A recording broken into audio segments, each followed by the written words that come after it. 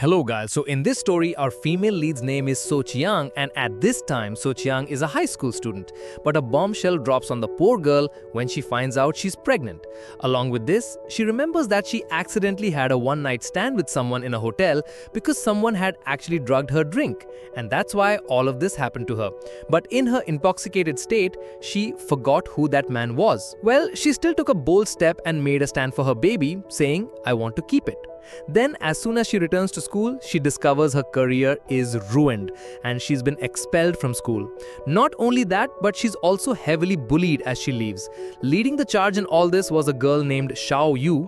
Actually, this was all Xiao Yu's doing because at that time, So Chiang was considered the school queen and was also number one in studies. Out of jealousy, Xiao Yu had removed her from her path by drugging her drink and then defaming her everywhere. And that's how, in the end, she got her out of the way. Now, nothing could stop her from becoming the school queen. But she never imagined that achieving her goal would ruin someone's life. So Chiang has to leave school and starts doing various small part-time jobs.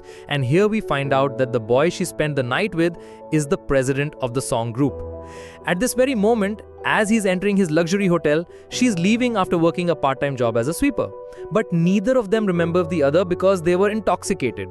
Well, So Chiang remains very brave, and in the end, she gives birth to a little girl. She raises the child alone, and by now the girl is 5 years old. One day, she takes her to the hospital because she feels her daughter is very sick. Her rashes were also turning red.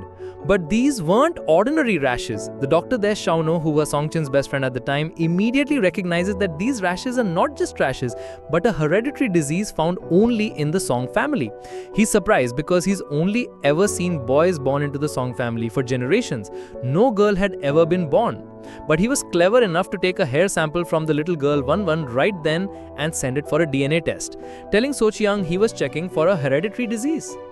Well, as soon as the DNA test results come in, his jaw drops and his eyes pop out. This was indeed a Song family child.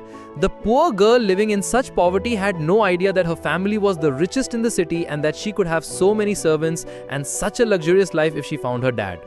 On the other hand, we see Song Chin with his large family. Today he's presented before his grandfather and gets quite a scolding from him about when he's going to give him the gift of a grandson or a granddaughter. His other uncles had become grandfathers long ago, but only his dad was left. His family had many boys, from small to big, of all sizes, and grandpa, while hitting him, says, "If you have some disease, tell me. I'll immediately get you treated by a good doctor. Why do you disappear at the mere mention of marriage?" He also warns him, "If you're not interested in children, I'll get your dad remarried and get another grandson from there." As these arguments are going on, Song Chin gets a call and he shockingly shouts, "What, Shanu, you found my daughter?"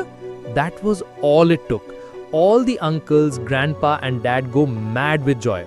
They start saying, "The first girl in our family, we'll welcome her with great pomp and show." And everyone was mentioning what gift they wanted to give the girl. Someone was offering a villa in Beijing, another his entire fashion series mall, and grandpa went overboard saying, "I have a diamond mine in Africa, I'll give that to my granddaughter." And amidst grandpa's grand pronouncements, all the uncles and dad along with Song Chin excitedly rushed towards the hospital in search of his daughter. Grandpa was left all alone. The way this crowd of people entered the hospital like a wedding procession, their grandeur was something else. But at that very moment, So Chiang was taking her daughter and leaving. And Xiaonu, who usually acted so smart, had a slow memory, and secondly, someone could snatch a person right from under his nose and he wouldn't notice. He was very happy, saying, "Look, I've kept your daughter safe in this room," while they had already exited through the back door, and Xiaonu was just standing there guarding empty chairs. Now Song Chin deploys his bodyguards, "Go and find my daughter." And with that, we are shown that grandpa is hit by someone's car, and it was Xiao Yu. Here, Wan and her mother So Chiang come to grandpa's aid. Xiao Yu recognizes her and starts bad-mouthing her, saying, "Isn't this the child because of whom you were infamously expelled from school?"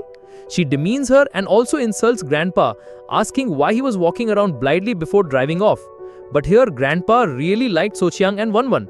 He starts thinking, if I had a granddaughter, she would be just as good as this child. Well, Song Chin remains very brave, and in the end, she gives birth to a little girl. She raises the child alone, and by now the girl is 5 years old. One day, she takes her to the hospital because she feels her daughter is very sick. Her rashes were also turning red. But these weren't ordinary rashes. The doctor there, Shaunu, who was Songchin's best friend at the time, immediately recognizes that these rashes are not just rashes, but a hereditary disease found only in the Song family. He's surprised because he's only ever seen boys born into the Song family for generations. No girl had ever been born. But he was clever enough to take a hair sample from the little girl Van Van right then and send it for a DNA test, telling Sochiang he was checking for a hereditary disease. Well, as soon as the DNA test results come in, his jaw drops and his eyes pop out. This was indeed a Song family child. The poor girl living in such poverty had no idea that her family was the richest in the city and that she could have so many servants and such a luxurious life if she found her dad. On the other hand, we see Songjin with his large family. Today he is presented before his grandfather and gets quite a scolding from him about when he is going to give him the gift of a grandson or a granddaughter. His other uncles had become grandfathers long ago, but only his dad was left. His family had many boys, from small to big, of all sizes, and grandpa, while hitting him, says, "If you have some disease, tell me, I'll immediately get you treated by a good doctor.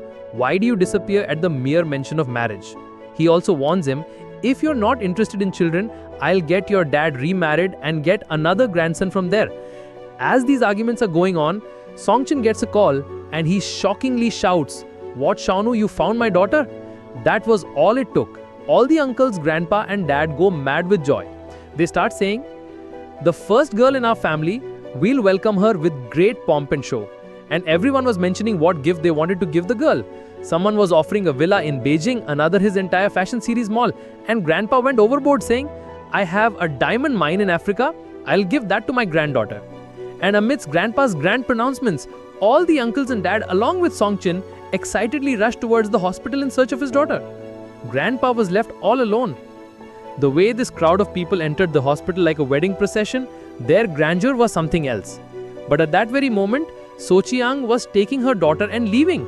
And Shaunu, who usually acted so smart, had a slow memory. And secondly, someone could snatch a person right from under his nose and he wouldn't notice. He was very happy, saying, "Look, I've kept your daughter safe in this room," while they had already exited through the back door and Shaunu was just standing there guarding empty chairs.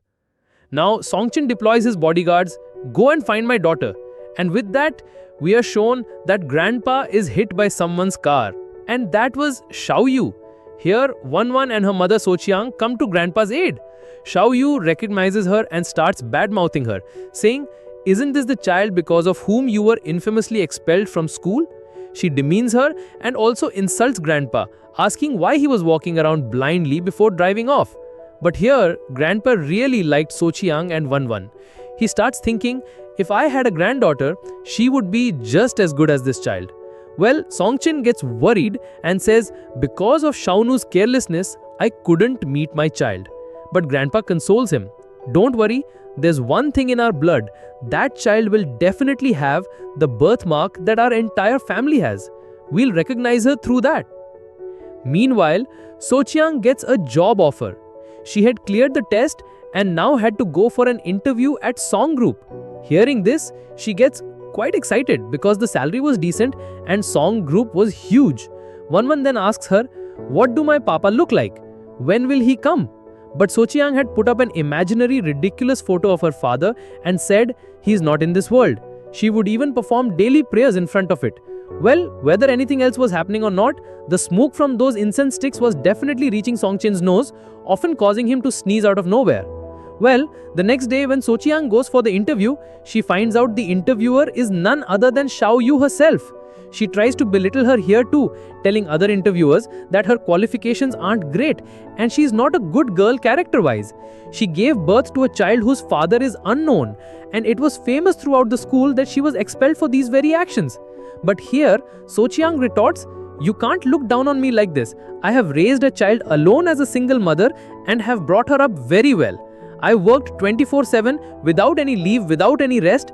That's why I am superior to everyone because I have the most endurance." She was arguing quite a bit with her. Xiaoyu even tore up her CV and threw it in her face. But Songchin, passing by, sees all this. And as he hears their conversation, Sochiang's words somehow touch his heart. After all, he was also the father of a daughter, and hearing her words, he felt as if his own daughter of similar age might also be going through difficult times. That's why I should help this girl, he thinks. He says, "You're hired." Then he gets a call and finds out that grandpa and the uncles have done a lot of shopping for his granddaughter. Someone had bought a tank and another had the idea of getting many passports made for her, planning where to send her on trips. They tell him, "You should also prepare a present for her." Now he takes Song Chiang with him and says, "Your daughter is also 5 years old, right? My daughter is the same age, I want to buy something for her. You have experience, you'll help me." And there, he buys a lot of things at the mall. Seeing their wealth and grandeur, So Chiang was astonished. She couldn't afford even one of those dresses. So he gives a very expensive dress to her daughter as well, saying, "Consider it compensation for coming to help me." Song Chin had personally given So Chiang permission to bring her daughter to the factory if there was no one to take care of her or if she was unwell. Because of this, she brings her to the factory one day. But she didn't know that Xiaoyu had laid a trap for her there. Xiaoyu sends her to the director's room on some pretext, and that director was also a very despicable man. So Chang somehow managed to escape him and get out, only to find that her daughter, Wan, was being accused of damaging things and vandalism. Everyone there starts getting angry at her, saying, "Because of her, we won't be able to meet our target and will be late." Su Chang pleads, "My daughter is not like that, please believe me." But they had all ganged up with Xiaoyu. Moreover, Xiaoyu manipulates them in such a way that they all agree to punish the child and then has her locked in the confinement room. Seeing all this, poor Su Chang suffers a lot. Here, Xiaoyu again slandered her character in front of everyone, saying she was found in a hotel and that's why she was expelled from school. Who knows how many boys were there, not just one. Hearing all this, Su Chang falls in everyone's eyes. And to bring her down even further, Xiaoyu says, "Kneel down before me and apologize, then I'll let your daughter out." Su Chang starts to kneel solely for her daughter's sake. But just then, Song Jin arrives and says, "What's all this drama?" Even his assistant was surprised. Song Jin had never actually visited the factory before. It was just a small part of his group. But ever since Su Chang started working there, he often made rounds. And today, as soon as he found out the whole story, he immediately went and brought the child out. Now Su Chang was very angry. Whenever Xiaoyu tried to say something, Su Chang would slap her. She tells everyone how her daughter is completely innocent and moreover is unwell.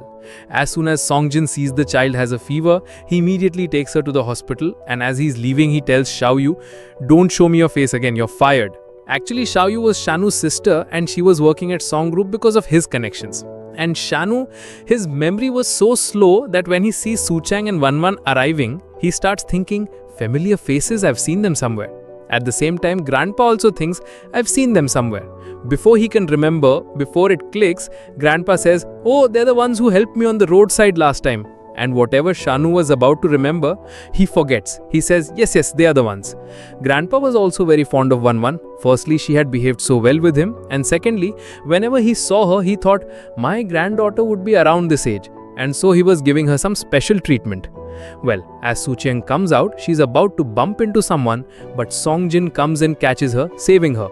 But amidst all this, they also have an accidental kiss, after which Su Chang gets very shy and says, "I understand it was an accident." Meanwhile, Shanu's memory was so bad that it was only after the farewell, figuratively speaking, that he realized whose wedding it was, i.e. whose child it was. Much later, he remembers, "Oh yes, these faces are familiar because this is Song Jin's own daughter." And just as he is about to leave with her DNA test, Xiaoyu arrives. As soon as she sees the test results and talks to her brother, she figures out who the girl is and understands that Wan is Song Jin's own daughter. She thinks, "I'll never let them unite, otherwise Su Chang will get way ahead of me." Meanwhile, by the time Shanu reaches Song Jin and Grandpa, the patients had already left and there was no news of Wan. What could he tell them? Their granddaughter was lost again.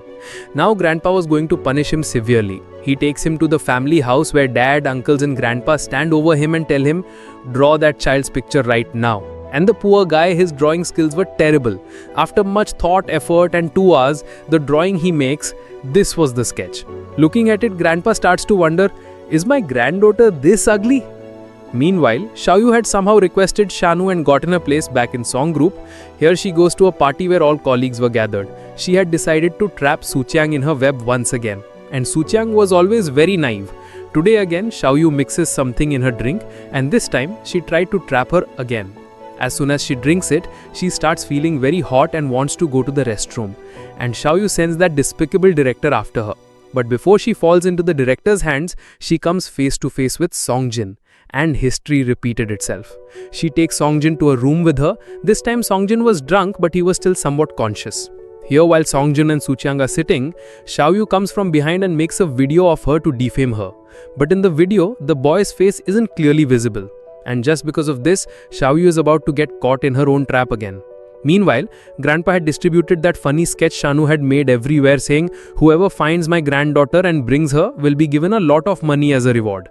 And people driven by greed start bringing their own children saying, "Look how much our child's face resembles this." Once Wanwan's eyes also fall on that photo and her mom says, "Doesn't her clothes and hairstyle look a bit like yours?" But Wanwan says, "Mom, do you think I look that ugly?" And saying this, she takes her mom away from there. Meanwhile, another mishap had occurred with Suchiang. She becomes pregnant again. She clearly remembered with whom she had spent her night. It was Songjin. And Songjin too quietly and diligently took very good care of her. Wherever she went for a part-time job, he would help her getting her work finished quickly. But still he realized how hardworking this girl was, working night and day to raise her child. She didn't just work 1 or 2 part-time jobs, but 3. She once calls Songjin and asks him, "You know, our government is endorsing a second child a lot these days, right?" But he just doesn't understand her indicated words. He says something that makes Suchiang feel like he probably doesn't want to get into this baby matter and wants to ignore her. She immediately hangs up. After that, when she reaches the factory, she finds out that Xiaoyu has spread her photos and videos everywhere. She pretends to be such a pure goddess in front of us, but this is her reality. And she starts telling them stories from their past, how even in school she was once at the Lifeng hotel and spent time with some rowdy drunk men. Songjin standing behind also hears all this, and hearing Lifeng hotel, his ears perk up for a moment.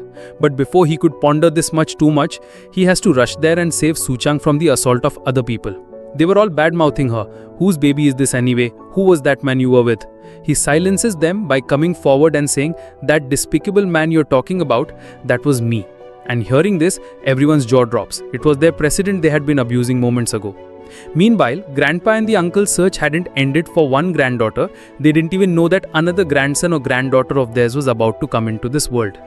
Finally, after so many days of effort, a man finds the sketch resembling a child, and that child was none other than Wanwan. He tells her, "I'll take you to your grandpa, come with me." But she says, "My dad is dead." But he somehow coaxes her with greed and convinces her to come with him. Meanwhile, in Song Villa, there were celebrations all around. Finally, for the first time, a girl would step into their house which was their own blood. Meanwhile, Shanu's condition was pitiable. He had been staying at their villa for so long, and he says, "Thank God you answered my prayers." And finally, Wanwan steps into Song Villa, making everyone very happy because for the first time their own Song family child was coming to their villa. All the uncles, grandpa and dad love her very much. And seeing their love, Wanwan too became very happy for a moment. Wanwan only wanted a dad, but she got such a big family for free, with so many cousin brothers ready to be her bodyguards. A little later, Sochi-young also arrives there, searching for her daughter. She was surprised to see Grandpa loving her so much, everyone calling her their granddaughter. For a moment, she thinks they found out she's pregnant with Songjin's baby, so they're accepting her and considering her first daughter as their granddaughter too. Seeing this, she's quite happy and also gets emotional, thinking how good these people are. Moreover, Grandpa also tells her, "I'll order my son right now to marry you as soon as possible." Hearing about marriage, Sochi-young gets very shy and immediately tries to leave. Songjin was a bit late in arriving, and before he came, his daughter and his future wife had already left. Grandpa tells him, "We found your daughter, but we'll let you meet her on one condition. You promise me you'll marry her mom." But Songjin, who had already fallen in love with Sochi-young, says, "I will not marry her. Let me make that clear to you. I love someone else, and she's also going to be the mother of my baby. I will make her your daughter-in-law. I'm ready to compensate this girl in whatever form necessary." Hearing this, Grandpa gets very angry, scolds him badly, and throws him out. After that, Sochi-young receives an invitation to a banquet. As soon as she arrives, she sees Shanu standing there with his sister, Xiaoyu. Seeing them, she's shocked that they're siblings. On one hand, there was her brother, Shanu, such a kind and sweet doctor. On the other, his sister, who only spoke ill whenever she opened her mouth. When Xiaoyu tries to bully her, Sochi-young tells her, "You don't seem like real siblings to me at all. You're so despicable." Then Grandpa's personal assistant arrived, who respectfully escorts Sochi-young inside. Seeing this, Xiaoyu just burns with jealousy. But as So Chiang was going inside, she overheard something. It was Song Jin telling his assistant, "I also want to see who this girl is, who's blackmailing me with my daughter and wants to become part of our family. She must be after our wealth and power." He was sure she was going to be some greedy person. Hearing all this, So Chiang's heart breaks for a moment. As soon as she enters, Grandpa tells her,